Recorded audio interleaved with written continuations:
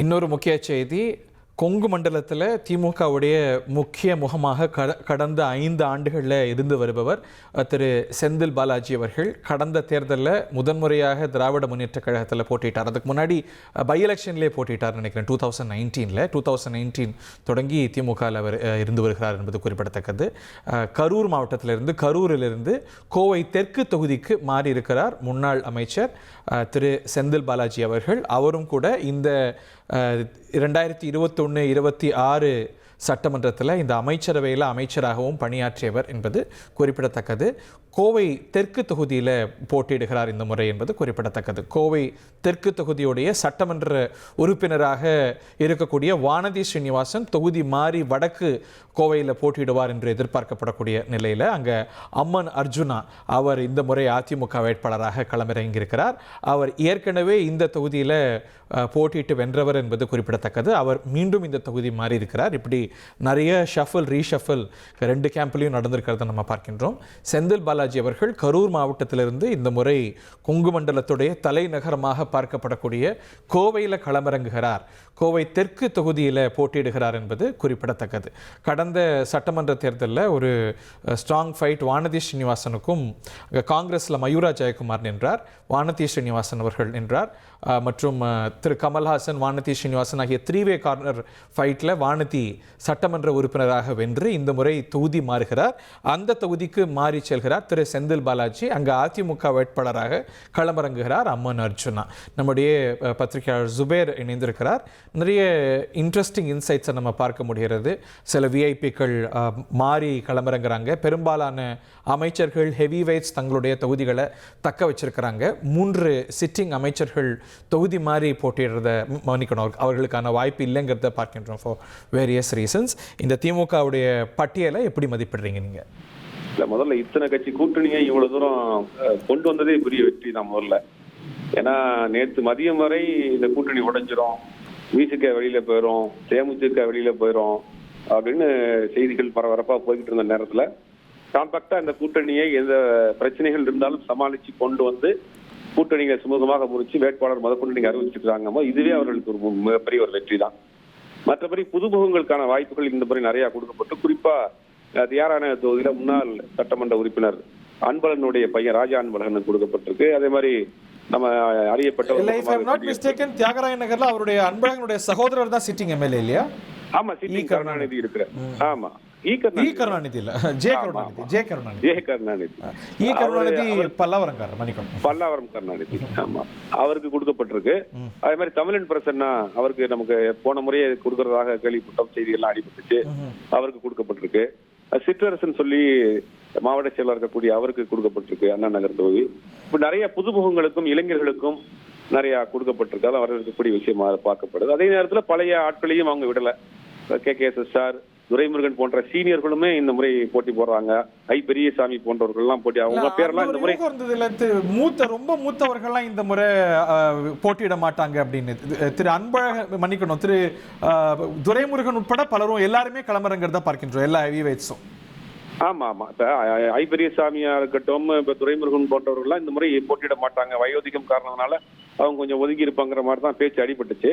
But அவர்களும் இன்னைக்கு களத்துல இறங்கி இருக்கிறாங்க. பெரியசாமியை பொறுத்த வரைக்கும் போன முறை 2021 அதிகபட்சமான வாக்கு வித்தியாசம் தைத்த ஒரு வேட்பாளர்.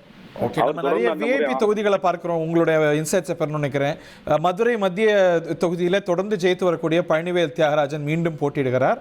அங்க இன்னொரு விஐபி தான் களமிறங்குகிறார், சுந்தர் சி. அதுவும் ஒரு சர்ப்ரைஸ் என்ட்ரியாக புதிய நீதி கட்சி வேட்பாளராக களமிறங்கிறத பார்க்கின்றோம். திரு பழனிவேல் தியாகராஜன் மயிலாப்பூர் வரார், அங்க வராருங்கிற ஹேசிய யூகங்கள்லாம் இருந்தது. அவர் அந்த தொகுதியில தொடர்ந்து ஜெயித்து வர்றார். அதுவும் அவர் ஜெயிக்கக்கூடிய முறை அப்படிங்கிறது தூய முறைங்கிறதெல்லாம் நம்ம பல கேம்ப்ஸ்ல பார்க்கப்படுறத பார்க்கின்றோம். சட்டமன்ற சபாநாயகர் அப்பாவு மீண்டும் ராதாபுரத்துல போட்டியிடுறார். இந்த ஹெவி வெயிட்ஸ் எல்லாரையுமே அகாமடேட் பண்ணிருக்காங்கல்ல, அதுல எந்த மாற்றங்களும் செய்யாம. அதே மாதிரி புதிய முகங்களுக்கும் வாய்ப்பு கொடுத்துருக்காங்க. கிட்டத்தட்ட 40 பேருக்கு மேல புதிய முகங்களுக்கும் இளைஞர்களுக்கும் வாய்ப்பு கொடுத்துருக்காங்க. பழைய ஆட்களை விட்டு மிங்கிள் பண்ணி தான் பண்ணிருக்காங்க. இல்ல, மதுரையை பொறுத்த வரைக்கும் நீங்க கேட்ட அந்த பிடிஆர் தியாகராஜன், பழனிவேல் தியாகராஜனை பொறுத்த வரைக்கும் அந்த தொகுதியில அவர்களுக்கான ஒரு தனி மரியாதை இருக்குதுமா. கட்சி சார்ந்து அவர்களுக்கு அந்த குடும்பத்திற்கும் அவருக்கும் தனி மரியாதை, ஒரு செல்வாக்கு இருக்கு. ஆனா அவரை எதிர்த்து சுந்தர்சி அந்த தொகுதிக்கு சம்பந்தமே இல்லாத ஒருத்தரை கொண்டு வந்து அங்க போட்டிருக்காங்கிறதான் ஆச்சரியமாக இருக்குது. ஒருவேளை அதே கம்யூனிட்டிங்கிற ஒரு காரணத்துக்காக அவர் கொண்டு வந்துருக்காங்க. மற்றபடி அந்த தொகுதிக்கும் அவருக்கும் பெருசா சம்பந்தம் இல்லை.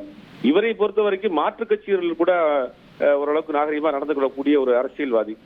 அப்படிங்கும் போது அது ஒரு எல்லா கட்சிகளும் என்னென்ன கொடுத்து ஜெயிக்கிறாங்கிற விமர்சனம் இருக்கு. அது வந்து எல்லா கேம்ப்ஸ்லயும் இருக்கு. ஆனா அவருக்கு வேறு மாதிரி ஜெயிக்கிறாரு, ₹1 கொடுக்காம ஜெயிக்கிறாருங்கிற ஒரு பார்வை அவர் மேல இருக்கு. குடும்பத்துக்கு பிடிஆர் குடும்பத்திற்கு என்ற ஒரு செல்வாக்கு மதுரை முழுவதுமே இருக்கு. நீங்க மதுரையில போய் பாத்தீங்கன்னா PTR tea stall, PTR tiffin centre அப்படின்னு நிறைய பிடிஆருடைய பேர்ல இருக்கும். அதெல்லாம் அவங்க கடை கிடையாது, அவர் மீது உள்ள அன்பினால் வைக்கக்கூடிய கடைகள். அதெல்லாம் நிறைய இடங்கள்ல அவர் பிடிஆருடைய போட்டோஸ் வச்சிருப்பாங்க கடைகள்ல. இதெல்லாம் அவருக்கு மீது உள்ள தனிப்பட்ட ஒரு அன்பினால் வைக்கக்கூடிய விஷயம். ஏன்னா தொடர்ந்து அந்த பகுதியில ஒரு மரியாதைக்குரிய நபர்களாக அந்த இருக்கிறாங்க. அப்படிங்கும்போது அவருக்கான செல்வாக்குங்கிற தனி செல்வாக்கு. அது மட்டும் இல்லாம அந்த தொகுதியை பொறுத்த வரைக்கும் திமுகவுக்கு ஒரு ஹோல்டான ஒரு தொகுதி தான். தொடர்ந்து திமுக வெற்றி பெற்று இருக்கு. 2 முறை தமிழ் மாநில காங்கிரஸ் வெற்றி பெற்றிருக்கு. இவர் தொடர்ந்து 2 முறை வெற்றி பெற்றிருக்காரு. அவங்க அப்பா சீனியர் பிடிஆர் 1 முறை வெற்றி பெற்றிருக்காரு. திமுகவுக்கான ஒரு பெரிய ஒரு செல்வாக்கான தொகுதியும் கூட. அங்க வந்து சுந்தர்சி போட்டியிடுறதுங்கிறது அவருக்கு கொஞ்சம் கஷ்டமா தான் இருக்கும். கியூமுலேட்டிவா பார்க்கும்போது பெரிய மாற்றங்கள் இல்லை அப்படிங்கிறத பார்க்கிறோம். குறிப்பா அட்லீஸ்ட் ஹெவி வெயிட் கான்ஸ்டிடுவன்சிஸ்ல மாற்றங்கள் இல்லைங்கிறத பார்க்கிறோம். சில ஆளும் கட்சிகள் தேசிய அளவுலையும் சரி, பல மாநிலங்கள்லையும் சரி, இந்த ஆன்டி இன்கம்பன்சியை பீட் பண்றதுக்கு ஒரு யுக்தியா என்ன பண்ணுவாங்கன்னா வேட்பாளர்களை மாத்திருவாங்க. வேட்பாளர் மேல ஆன்டி இன்கம்பன்சியை குறைஞ்சபட்சம் தவிர்க்கலாம் அப்படின்னு. இப்போ இன்னைக்கு எல்லா ஹெவி வெயிட்ஸையும் இல்ல பெரும்பாலான முக்கியஸ்தர்களையும் இறக்குவது அப்படிங்கிறத கான்பிடன்ஸா பார்ப்பதா எப்படி பார்ப்பது? இல்ல, திமுக வந்து கிட்டத்தட்ட ஒரு 6 மாசத்துக்கு 1 வருஷத்துக்கு முன்னாடியே அவங்க வந்து அந்த தொகுதின்னு பிக்ஸ் பண்ணி அந்த தொகுதியில் இருக்கக்கூடிய வேட்பாளர்கள் வேலை செய்ய ஆரம்பிச்சிட்டாங்க. அப்ப இவங்க எல்லாம் ஆல்ரெடி அங்க எக்ஸ்டாப்ளிஷ்டான. இப்ப நேரு அவர்களை எடுத்துக்கிட்டீங்க, நேரு மீறி அங்க யாரும் பண்ண முடியாது. அவர் ஜெயிக்கிறது மட்டும் கிடையாம அவரை சுத்தி இருக்கக்கூடிய ஒரு 5-6 தொகுதிகளுக்கு அவர் இன்சார்ஜா இருப்பாரு. இப்ப நீங்க அவரை மிஸ் பண்ணிட்டு நீங்க வேற ஒரு புதுமுகங்களை போட முடியாதுங்க. இது அங்க திமுகவில் ஒவ்வொரு பகுதிக்கும் ஒருவருக்கான இன்சார்ஜ் கொடுக்கப்பட்டு அவருக்கு சில தொகுதிகள் கொடுக்கப்பட்டு கடந்த 6 மாசம் 1 வருஷம் வேலை பார்த்துட்டு இருக்காங்க. இது வந்து அவங்களுக்கான ஒரு ஹோல்ட தக்க வச்சுக்கிட்டே இருப்பாங்க.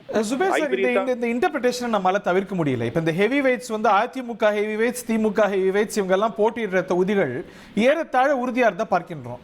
இங்க அதிமுக ஹெவி வெயிட்ஸ் போட்டியிடுற தொகுதிகள்ல, திமுக ஹெவி வெயிட்ஸ் போட்டியிடுற தொகுதிகளில் எதிர் கேம்ப்ல நிறைய இடங்கள்ல பெர்செப்ஷனலி வீக் கேண்டிடேட்ஸை நம்ம பார்க்கிறோம். அது ஒரு வகையான அண்டர்ஸ்டாண்டிங் 2 பேருக்கும் இருக்காங்கிற அளவுக்கு ஒரு எண்ணத்தை வர வைக்குது. இல்ல, அது எப்பயுமே பாத்தீங்கன்னா ஒரு விஐபி கேண்டிடேட் இருக்கிற தொகுதிகள்ல ஆப்போசிட்டை பொறுத்த வரைக்கும் புதிய முகங்கள் அப்படிங்கிற மாதிரி தான் போடுவாங்க கலக்கணும். இப்ப ஜெயலலிதா அவர்கள் பர்கூர்ல இருக்கிறப்ப சுகவனம் ஒருத்தரை போட்டாங்க. சுகவனம் அந்த கட்சியில ஒரு மாணவர் அணி பொறுப்புல இருந்தாரு, ஒரு சாதாரண ஒரு மெடிக்கல் ஷாப் வச்சிருந்தவர் தான். அவரை போடுறாங்க. அப்ப அது வந்து என்னன்னா, அது வந்து ஒரு ஆரம்ப காலத்துல இருந்து அது மாதிரியான ஒரு இது பண்ணுவாங்க. வெற்றி பெற்ற ஒரு பெரிய வெற்றி, தோல்வி போனாலும் ஒரு சின்ன புதிய முகத்துல தோல்வி அடைஞ்சிட்டாங்கிற மாதிரியான ஒரு இது வரும். இது காலங்காலமா நடக்கக்கூடிய விஷயம் தான் அது. மற்றபடி டஃப்பான கேண்டிடேட் தான் போட்டிருக்காங்க திமுகவிலையும் சரி, திமுகவில் ஆல்ரெடி இருந்த அந்த தொகுதியில இருந்த கேண்டிடேட் தான் போட்டிருக்காங்க. மாறலாம் இல்ல, பெரும்பாலான அமைச்சர்கள் அதே தொகுதியில தான் நிக்கிறாங்க. செந்தில் பாலாஜி மட்டும் தான் தொகுதி மாறி இருக்கிறார். அதுல என்ன ராஷனலா இருக்கும்னு நினைக்கிறீங்க? அவர் வந்து தொடர்ந்து கரூர் மாவட்டத்துல ஜெயித்து வருபவர். அப்கோர்ஸ் அந்த கொங்கு மண்டலத்துடைய இன்சார்ஜாக அவர் அறியப்படுறாரு, அந்த மண்டலத்தையே அவர் கவனிச்சு வர்றாரு. அவர் கோவை போயிருக்கிறதுக்கான காரணமா என்ன பாக்குறீங்க நீங்க உங்க மதிப்பீட்டுல? இல்ல, கோவை போயிருக்கதா சிட்டில வர்றாரு. ஆல்ரெடி அர்பன்ல இருந்தவர் இப்ப சிட்டிக்குள்ள வர்றாரு. கரூர்ல இருந்தாரு, அப்புறம் அரவாக்கு வச்சிருந்தாரு, இப்ப சிட்டிக்குள்ள வர்றாரு. சிட்டி அரசியலுங்கிறது அவர் கொஞ்சம் ஈஸியா இருக்கும் கம்பேர் பண்றதுக்கு அப்படிங்கிற மாதிரி அவர் பிளான் பண்ணிருக்கலாம் நான் நினைக்கிறேன். ஏன்னா வந்து உங்களுக்கு வந்து கோயம்புத்தூரை பொறுத்த வரைக்கும் கேரளா பீப்புள்ஸும் கொஞ்சம் இருக்கிறாங்க, நார்த் இந்தியன் பீப்புளும் இருக்கிறாங்க, அதர் ஸ்டேட் பீப்புள்ஸும் சிட்டிக்குள்ள இருக்காங்க. காஸ்மோபாலிட்டன் தொகுதியா பார்க்க முடியும். வட இந்தியர்கள் இருக்கிறாங்க. போன முறை வானதி அவருடைய பிரச்சாரத்துல கூட நிறைய வட இந்தியர்களா நம்ம பார்க்க முடியுது. அது கூட ஒரு கவனத்தை ஈற்றது. So it's a cosmopolitan constituency. Senthil Balaji அது ஒரு சேலஞ்சா எடுத்து நிக்கிறாரு, அங்கவும் தெரியல. அவருடைய பழைய சக அம்மன் அர்ஜுனா வைத்து நிக்கிறாரு. அவரும் தொகுதி மாறி அங்க வருது நம்ம பார்க்கின்றோம்.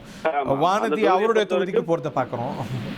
ஆமா, அப்ப அந்த தொகுதியை பொறுத்த வரைக்கும் அங்க வெளி மாநிலத்தை சேர்ந்தவர்களும் மிங்கிலாகி ஒரு மெட்ரோபாலிட்டன் சிட்டி, ஏறக்குறைய ஒரு சென்னை மாதிரியான சிச்சுவேஷன் தான் அங்க இருக்கிறாங்க. அது ஈஸியா நம்ம அந்த ஓட்டை நம்ம வந்து கேரி பண்ணிட முடியும்னு ஒரு நம்புறாருன்னு நினைக்கிறேன். அங்கே ஒரு 3 கார்னர் கான்டெஸ்ட்டை போன முறை பார்த்தோம். இந்த முறை சிட்டிங் எம்எல்ஏ மாதிரி இருக்கிறாங்க. நம்ம விஐபி தொகுதிகள்லாம் பார்க்கின்றோம், அங்கே ஃபேஸ் ஆஃபை பார்க்கின்றோம். டிஆர்பி ராஜா தொடர்ந்து வென்று வரக்கூடிய மன்னார்குடி தொகுதியில் மீண்டும் களமிறங்க. இந்த முறை அது அமமுகவுக்கு அதிமுக கூட்டணியில் போயிருக்கு. காமராஜ் இன்று காலை தான் அமமுக வேட்பாளராக அறிவிக்கப்படுறதை பார்த்தோம். இது மன்னார்குடி தொகுதி. டெல்டாவில் இந்த முறை அதிமுகவும் ஒரு கூடுதல் கவனத்தை செலுத்துறதை பார்க்கின்றோம். Your views Zubair? ஆமா, டெல்டாவை பொறுத்த வரைக்கும் அமமுக பாருங்களேன், இப்ப நிறைய விஐபி தொகுதிகள் பார்க்கிறோம். ஆர் எஸ் சக்கரபாணி அவருடைய தொகுதியில தமாகவுக்கு போயிருக்கு. நிறைய ஸ்டார்ஸ் தொகுதிகள்ல, நிறைய ஹெவி வெயிட்ஸ் தொகுதிகள்ல பரஸ்பரம் கூட்டணி கட்சிகளுக்கு கொடுத்திருக்காங்க ரெண்டு பேருமே. அது இயல்பான ஒரு கோயின்சிடன்ஸா இல்ல நம்ம இல்ல டஃப் வந்து நம்ம குறைச்சிக்கிறோன்றதான், ஃபைட்டர் குறைச்சு பண்ணுவோம் ஃபைட்டுங்கிறதா, வேற ஒண்ணும் கிடையாது. இப்ப ஆர் எஸ் சக்கரபாணியை பொறுத்த வரைக்கும் அவங்க ரொம்ப ஸ்ட்ராங்கா இருக்காரு. ஆத்தூரை பொறுத்த வரைக்கும் பெரியசாமி ஸ்ட்ராங்கா இருக்காரு, தொடர்ந்து வெற்றி பெற்று இருக்காரு. இப்ப குன்னம் சிவசங்கர் ஸ்ட்ராங்கா இருக்காரு, குறிஞ்சிப்பாடி எம்ஆர்கே பன்னீர்செல்வம், இவங்க எல்லாம் அந்தந்த பகுதியில் ரொம்ப ஸ்ட்ராங்காவே வேலை பார்த்துட்டு இருக்காங்க. இல்ல அதுல சில ஜெயலலிதா காலத்துல என்ன பண்ணுவாங்க அப்படின்னா, ஒரு சிட்டிங் அமைச்சர் இருக்கிறாங்க, இங்க திமுக இன்னொரு ஹெவி வெயிட் இருக்குன்னா அங்க போய் ஜெயிச்சுட்டு வாங்க அப்படிம்பாங்க, ஐபிஏ ஜெயிச்சுட்டு வாங்க. திரு செந்தில் பாலாஜி கேசிபி, கரூர் கேசிபிக்கு எதிராக போட்டிடுவார். அந்த மாதிரி யுக்தியை பார்த்தோம். பட் ஆனா இங்க வந்து ரெண்டு தரப்புலையுமே ஹெவி வெயிட் கான்ஸ்டிடுவன்சிஸ்ல கூட்டணி கட்சிகளுக்கு கொடுக்கறத நம்ம பார்க்கின்றோம். இங்க எடப்பாடி அவர்களுடைய தொகுதியில காசி இறங்குறாரு. பெரம்பூர் பத்தி உங்க பார்வை என்ன? RDS மீண்டும் இறங்குறாரு. ஆமா, அதிசயரே அவர் திருப்பி போட்டிருக்கிறாங்க. அவர் வந்து தொகுதியில் உள்ள நபர், அந்த பகுதியில் உள்ள நபர், இது மண்ணின் மைந்தன்ங்கிற ஒரு இதை கிளைம் பண்ணலாம். அதுக்காகத்தான் அவருக்கு திருப்பி போட்டிருக்காங்க. ஆக்சுவலா வேறு சில பேர்கள்லாம் கூட அடிபட்டுச்சு அந்த தொகுதியில். சத்யராஜனுடைய பொண்ணு திவ்யா சத்யராஜ் போட போறாங்க, அப்புறம் ஜோயல் போட போறாங்க அப்படிங்கிற மாதிரியான பேர்லாம் அடிபட்டுச்சு. இவங்க ரெண்டு பேருமே தொகுதியிலிருந்து வெளியிலிருந்து வரக்கூடியவங்க தான். இப்ப இவங்க வந்து நான் தொகுதியில இருக்கிறேன், இந்த மண்ணின் மைந்தன், நீங்க கூப்பிட்ட நேரத்துக்கு உடனே ஓடி வருவேன், விஜய் வர முடியுமா, விஜய் நீங்க சந்திக்க முடியுமாங்கிற ஒரு பிரச்சாரத்துக்கு அவங்க பயன்படுத்த கை கொடுக்கவும் செய்யும். அந்த மக்கள் மத்தியில கை கொடுக்கவும் செய்யும். அது நல்ல ஒரு மூவா தான் நான் பாக்குறேன். நீங்க சொன்னது போல ஒரு சேலஞ்ச் தான் இந்த பட்டியலை தயாரிக்கிறது. அதிமுக இருந்து சமீபத்துல வந்து ஹெவி வெயிட்ஸையும் அகாமடேட் பண்ணிருக்காங்க, திரு OPS உட்பட.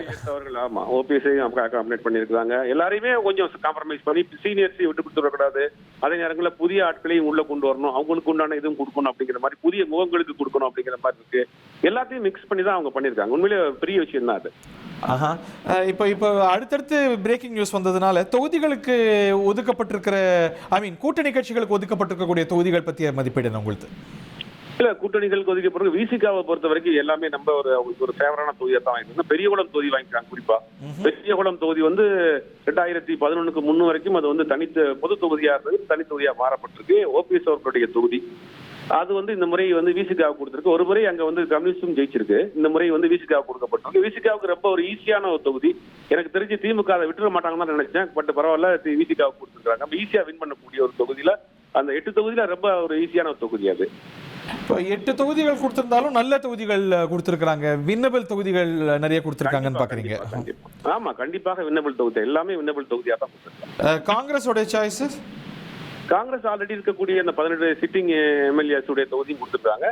எக்ஸ்ட்ரா அவங்க கேட்ட சில தொகுதிகளும் கொடுத்துருக்காங்க. காங்கிரஸ்ல பெருசா மாற்றம் இல்லை, அவங்க கேட்ட தொகுதிகளை வாங்கிருக்காங்க காங்கிரஸ். ஏன்னா எந்த மாற்றமும் விமர்சனத்துக்குள்ளாகும், பெரிய சர்ச்சைகளுக்கு உள்ளாகும் தேசிய கட்சிகள் இயல்பாவே, குறிப்பா காங்கிரஸ்ல செய்யும். இந்த 28க்குள்ள கேண்டிடேட் சம்பந்தமா விமர்சனங்கள் வரும். லாஸ்ட் டைம் வரைக்கும் அவங்க கேண்டிடேட் போறதுக்கு இழுப்பாங்க. அதெல்லாம் காங்கிரஸ் நடக்கும். அது இல்லைன்னா வழக்கமான பேட்டர்ன் என்னன்னா, கடைசி நேரத்துல தான் அவங்க நாளைக்கு தான் நாமினேஷன் ஃபைலிங்னா முந்தின நாள் தான் வரும் வழக்கமா.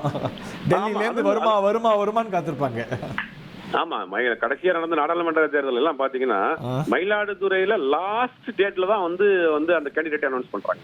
ஓகே, அது காங்கிரஸ் தேசிய கட்சியில ஒரு சிக்கல் இருக்கு, அது காங்கிரஸ் கொஞ்சம் அதிகமா இருக்கு. இந்த முறையும் மாறாதுன்னு கணிக்கிறீங்க. தேங்க்யூ வெரி மச் திரு ஜுபேர். இனி செல்லும் இடமெல்லாம் செய்தி. தந்தி டிவியின் வாட்ஸ்அப் சேனலை ஃபாலோ பண்ணினா செல்லருக்கும் இடமெல்லாம் செய்தி. இதோ QR கோட், இப்பவே ஸ்கேன் பண்ணுங்க, ஃபாலோ பண்ணுங்க.